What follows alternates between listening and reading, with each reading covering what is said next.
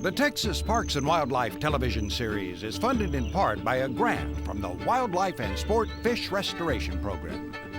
Through your purchases of hunting and fishing equipment and motorboat fuels, over $50 million in conservation efforts are funded in Texas each year.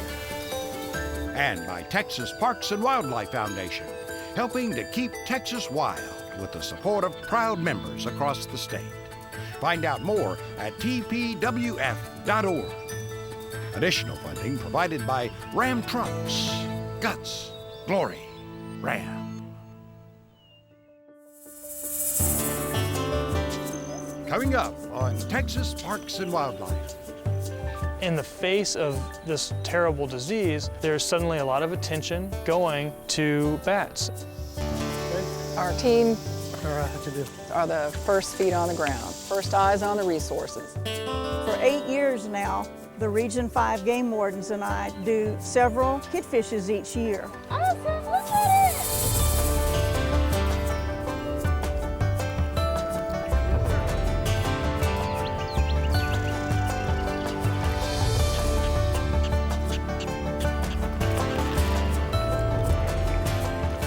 Texas Parks and Wildlife, a television series for all outdoors.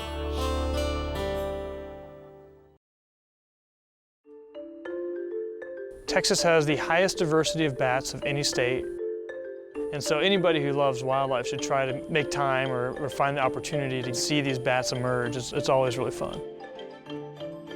In the face of this terrible disease, there's suddenly a lot of attention going to bats.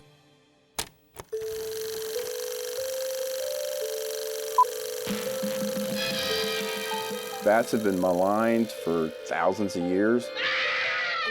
Most people don't have any contact with bats, so what they know about them is what they've seen on TV.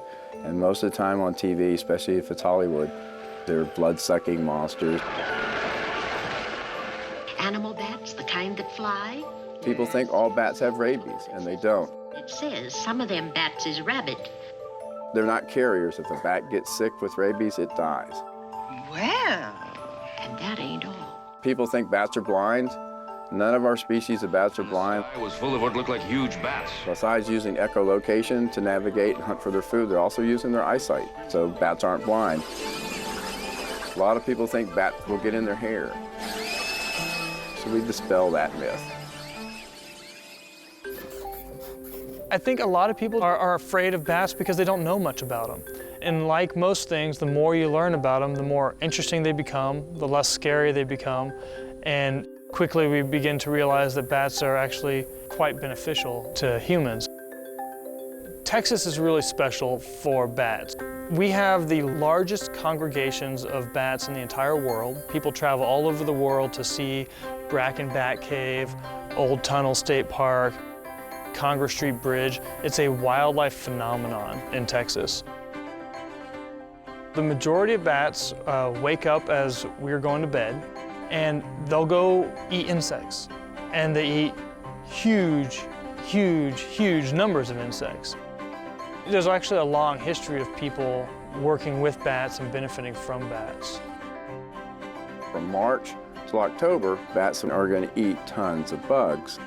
Those are primary agricultural pests in the area, so you have cotton boll moth, the corn earworm moth, army cutworm. Because of that, farmers, one, don't have crop damage, two, don't have to spray a lot of pesticides on their crops to kill those bugs. If you like bananas or chocolate or tequila, you can think of bat. So this is where we're at, or at the entrance here. Here in North America, we got 47 different species of bats, and here in Texas, we have 33 different species. In these caves, they're all hibernating bats. We've got like 4 species that we generally encounter. Cave myotis, the tricolored bat, the big brown bat, and Townsend's big-eared bat. They all generally like these cold, stable caves. It makes it easy for them to hibernate, and each one of them has unique requirements. Cave environments are extremely sensitive. They're tied in with underground aquifers and water systems. They oftentimes have endemic species or species that are only found in that one spot. And cave systems have very few nutrients. There's very little input of nutrients coming into those systems. We've been counting the number of bats within each of these caves, identifying the species, and collecting swab samples to contribute to this greater national white nose surveillance effort. White nose syndrome. White nose syndrome. What is this white nose syndrome? It's called white nose syndrome. White nose syndrome. The deadly white nose syndrome. White nose syndrome is a devastating disease. It is a new disease, first detected in the winter of 2006-2007. And I can even remember those first random emails going through the bat community chain, pictures of these bats with this fungus on their nose. Does anybody know what this fungus is? Nobody knew because it was brand new. It's caused by a cold-loving fungus, Pseudogymnoastis destructans, or PD. That fungus is not native here to America. Our North American bats have no adaptations to respond to it, and consequently it's devastating them. Bats that are susceptible to white nose tend to share a common trait in that they all hibernate. Hibernation for a bat, there's a very narrow budget of energy that they're trying to make last for many months. So the way that white nose hurts them is by irritating their skin while they're hibernating.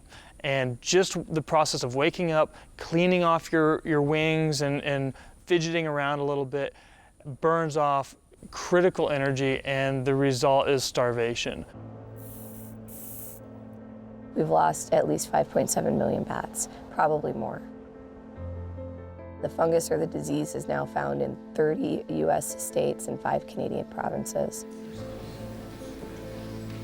And we see devastating population declines wherever it goes. Some bats are very severely impacted by it, and we see almost total population collapse. It has since spread kind of out from that spot down the southeastern part of the country and worked its way towards Texas at about a rate of 200 miles per year. Based on predictive models for how the disease was going to spread, it appeared that it was going to be funneled through the panhandle of Texas into the western states. We had clear battle lines drawn. We knew which direction the enemy was advancing. All of a sudden to have it show up in Washington State, now it's coming from behind us as well. It's definitely not encouraging, and it is actually quite alarming.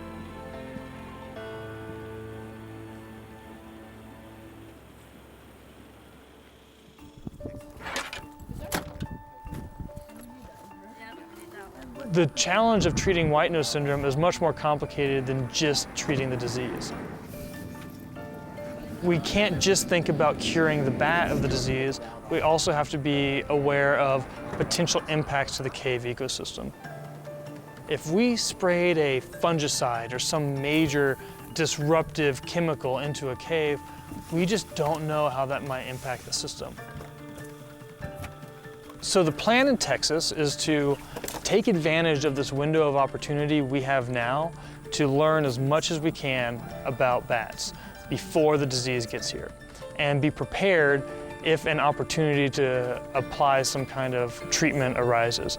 And luckily we have a lot of smart researchers working on solving that problem, but I think we still have a long ways to go.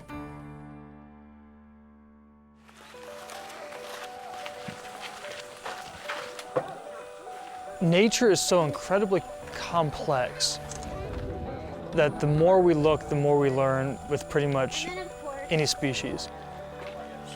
Each species of bat is unique, fills a specific niche, and we have so much to learn from them. The loss of any one of these species is a real tragedy.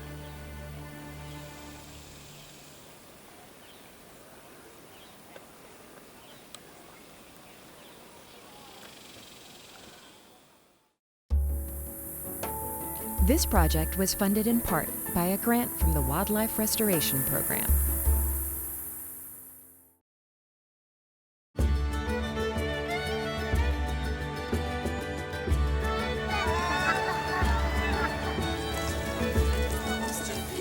how you caught this fish? What did you use for bait? Eggs and I think corn. Corn? Did you have a good time today? There's nothing more exciting in my life than to see a 2 or 3 year old catch their first fish. My dad taught me how to fish, how to swim, how to do all kinds of water sports, and I've done that all my life. I'm Randi Wayland. I have my U.S. Coast Guard captain's license, so you can call me Captain Mom like my daughter does.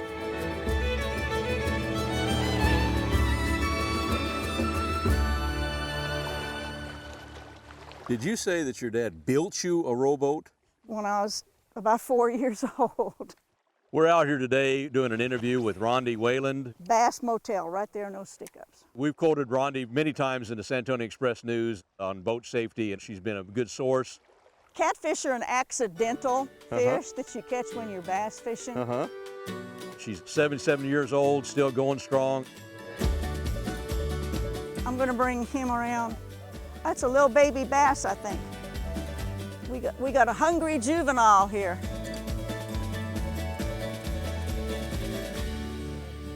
All right, that's a beautiful little fish. I love to teach adults how to fish, especially women who have been picked on by their significant others for so many years. So now, when they get home, I tell them, don't listen to those guys out there. You know what you're doing now, and you can do it.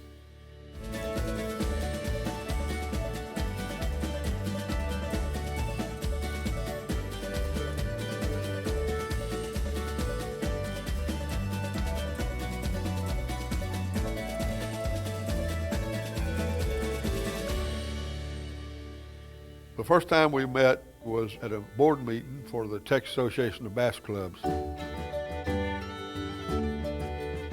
At that time, we were working on changing the fish limit, possession limit.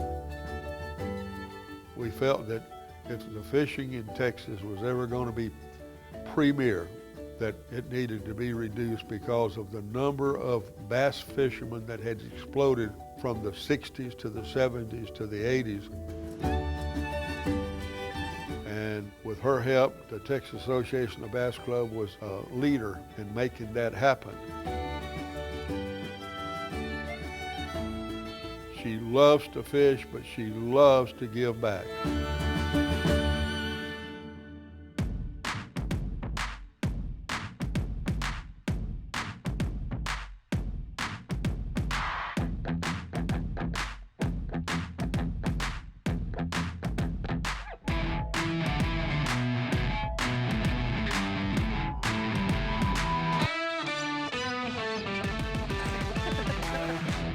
This is bait that I prepared last night, and I put in garlic-infused oil. Go, baby, go.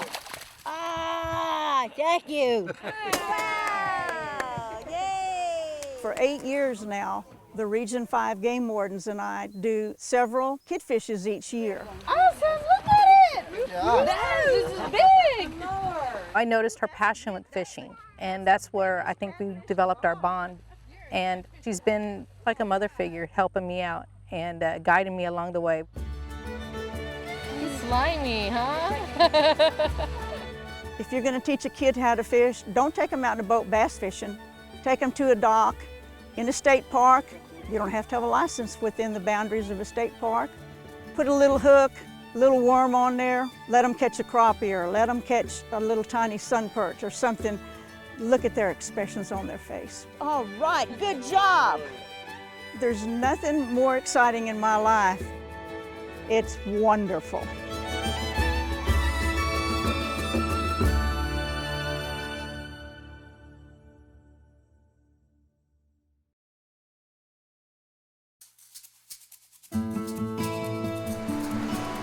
There is a delicate balance going on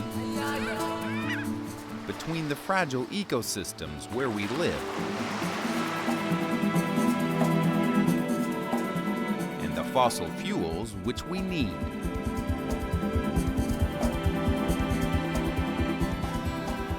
Unfortunately, this relationship can be at times a tenuous one.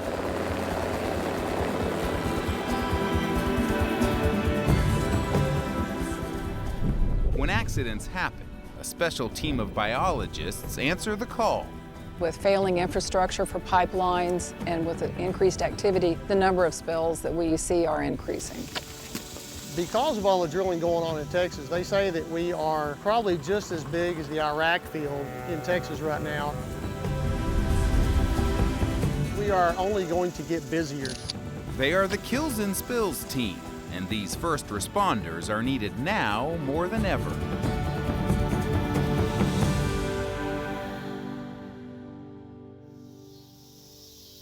Talco, Texas. An oil pipe has burst, and now the oil and sludge is choking a nearby creek. Okay. Our team There you go. All right, I can do. Are the first feet on the ground, first eyes on the resources. We will go out and look for dead birds, oiled wildlife, and we also identify where the cleanup needs to begin. Yeah, it looks like there's pretty good bit of oil upstream and downstream. Meet Greg Conley. Its shell is open with fresh meat in there. He is one of 4 regional biologists that coordinate response to these fish and wildlife kills across the state. There's another small mussel. This is the first time I've seen this number of mussels, freshwater mussels, in a stream such as this in East Texas. There we go. It's surprising. But they're dead. It's not an easy process to repopulate a mussel population. Yeah, all this movement in the water, those are all juvenile, small fish that were once in this creek.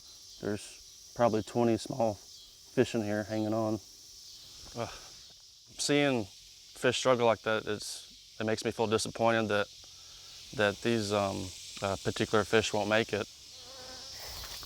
So in this investigation, all the resources we find, specifically the fish, just over 3 inches. Over 3 inches, okay. We total up the species, the size, and get a value, and that value is put towards a restitution project to restore the habitat was lost or somewhere nearby. The responsible party will cover the cost of cleanup. As for that restitution, the values can vary. This crawfish will cost 10 cents. Yeah, a little over 2 inches. And this sunfish? Yeah, I don't know if we're going to be able to identify that to species. 37 cents. The impacts that are caused for fish and wildlife kills due to oil and pollution events is often not very high. And so there isn't an incentive for them, other than being good stewards of our resources. They're not going to pay a lot of money. Texas is the country's top crude oil producer, and the business brings in billions. As part of this business, accidents happen, like this one near Texas City.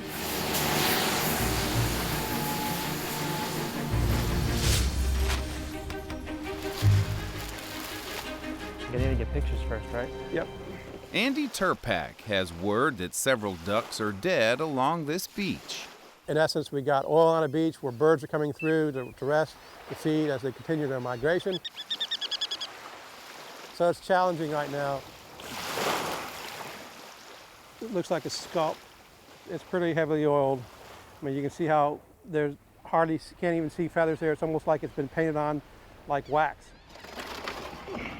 They're looking for oiled birds, picking those birds up and getting them to a rehabilitation site to save those birds.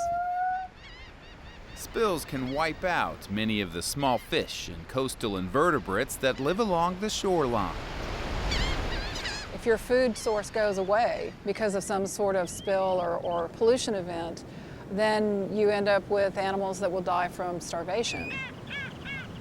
So it's all interconnected. It's all about that, circle of life that we talk about. It's not just that we're going to try to save the birds. If we try to save the birds, that's great, that's good, but we also need to be worried about impacts to the sand and the things that live in the sand the birds are feeding upon.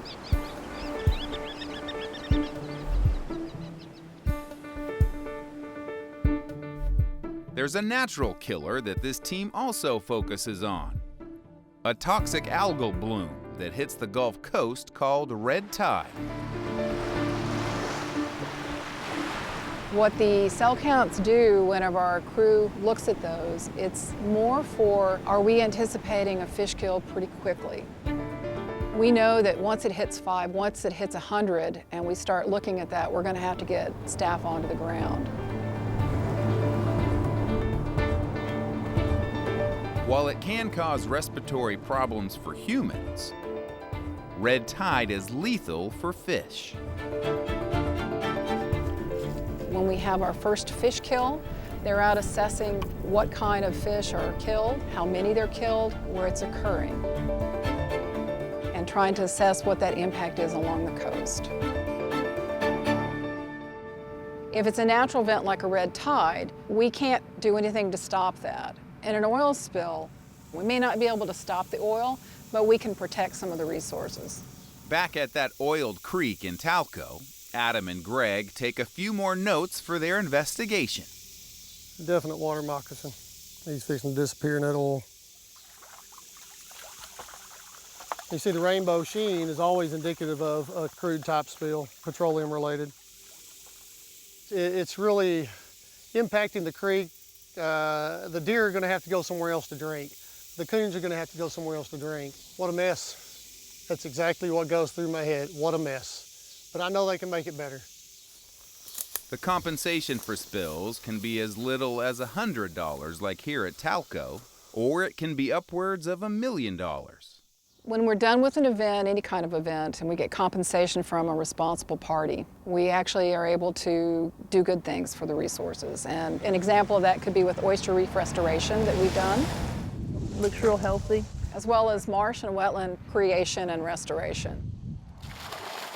Inland, that can be fish stocking and habitat creation in lakes for fish, as well as stream creation and restoration.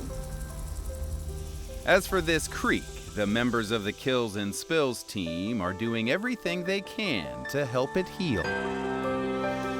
This is sock boom. It's absorbent. It floats on the surface and it absorbs the oil as it passes by. If cleanup is done well, give it time, these systems typically are pretty resilient and can recover well. Makes me feel really good. I can actually come out here and what I feel is make an impact for the better through what I do with the Texas Parks and Wildlife Kills and Spills team.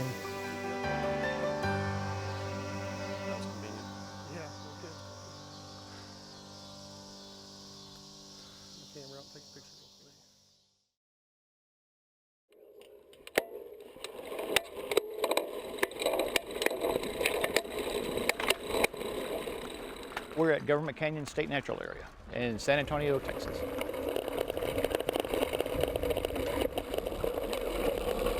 Government Canyon is nice because it is so close to San Antonio. It's, several thousand acres.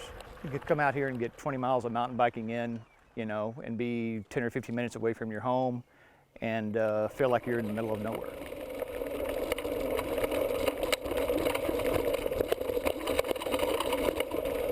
All levels of riders will enjoy Government Canyon. With the front country, it's a good place for the beginning mountain biker to just learn control on a level single track trail. And then whenever they're ready to move ahead, they can take one of the easier backcountry trails and you can just continually build. You're always going to find a challenge out here. We can get out here, get out in nature, get some good air, and forget all your troubles, basically.